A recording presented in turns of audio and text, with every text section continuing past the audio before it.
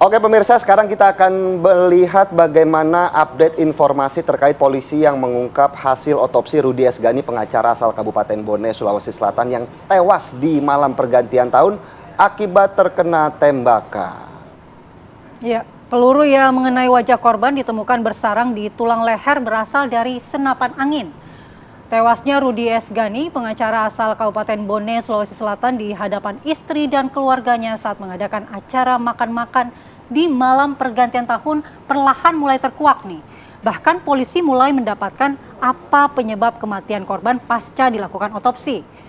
Jadi melalui Kabid Humas Polda Sulawesi Selatan, kematian pengacara Rudi Esgani tersebut, pemirsa, disebabkan oleh peluru yang mengenai wajah korban peluru. nih, Andi Kumala dan pemirsa, dan bersarang di tulang leher sesuai hasil otopsi yang dilakukan oleh forensik Bitdokes Polda Sulsel. Iya, ini dari senapan angin dengan kaliber 8 mm dan bukan senjata api. Polda Sulsel bersama jajaran Polres Bone terus melakukan penyidikan dan pengejaran pelaku penembakan dengan senapan angin.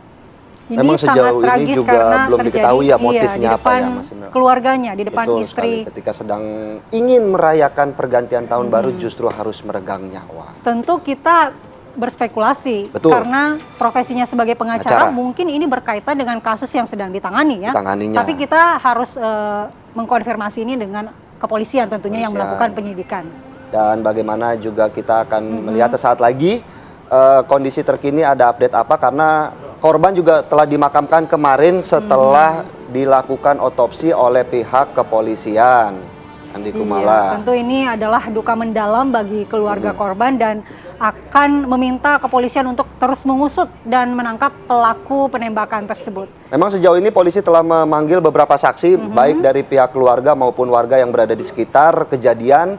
Meski begitu, polisi masih belum menemukan titik terang ataupun masih terus melakukan penyelidikan penyebab ataupun pelaku penembakan terhadap pengacara Rudi Esgani ini. Kira-kira saksi kuncinya siapa ya? Apakah harusnya sih keluarga ya biasanya apakah keluarga mengetahui kira-kira adakah musuh dari korban ini, atau ada orang yang membenci, mengancam begitu ya, mengalami pengancaman? Dan mungkin kita salah satu yang menunggu ya. Barang bukti yang cukup penting adalah handphone biasanya. Apakah ada ancaman-ancaman melalui media sosial? Betul sekali.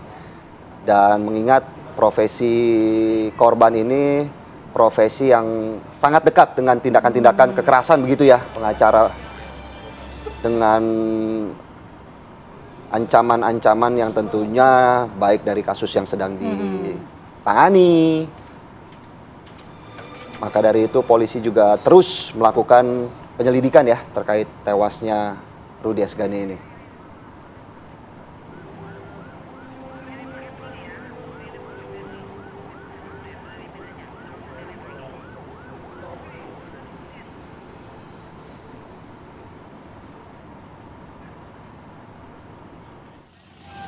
Polisi mengungkapkan hasil otopsi terhadap Rudi Esgani, seorang pengacara di Kabupaten Bone, Sulawesi Selatan yang tewas akibat ditembak oleh orang tak dikenal.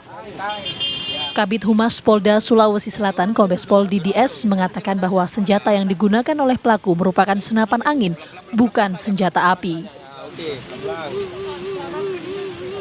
Lapor menyatakan bahwa itu adalah peluru senapan angin, bukan senjata api, sudah dalam keadaan rusak. Hasil pemeriksaan lapor disampaikan bahwa peluru tersebut kalibernya 8 mm. Sampai saat ini polisi masih... Kita akan langsung menghubungi Firda Jumardi yang saat ini sudah berada di Kabupaten Bone, Sulawesi Selatan untuk mengupdate bagaimana terkait dengan kondisi atau update terkini penyelidikan kasus ini. Firda, informasi apa yang bisa Anda sampaikan pagi ini, Firda?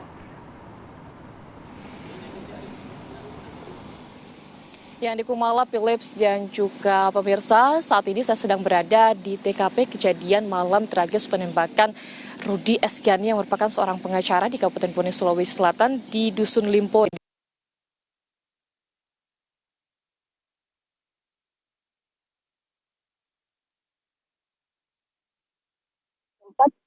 Saya yang melaporkan saat ini bahwa hal itu menjadi mencekam ketika Rudi Asgani kemudian terkapar dan keluar darah di pemirsa di tempat pemakaman saat ini. Dan saya akan memperlihatkan kepada Anda bagaimana kondisi TKP di saat ini pemirsa, dan juga berbincang dengan saksi mata yang saat itu berada di dekat korban pada saat kejadian malam itu.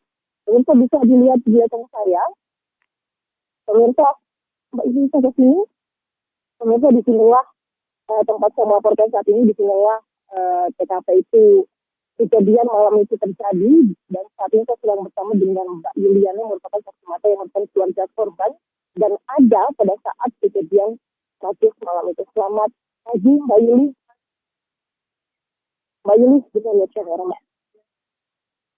Mbak Yuli, waktu malam bisa maju Mbak Yuli. Waktu malam kejadian itu bisa diceritakan seperti apa Mbak Yuli? Malam itu kita sama beliau ini sempat mereka makan di dalam sama beliau. Dia duduk menghadap ke kanan. Selanjutnya Mbak Yuli.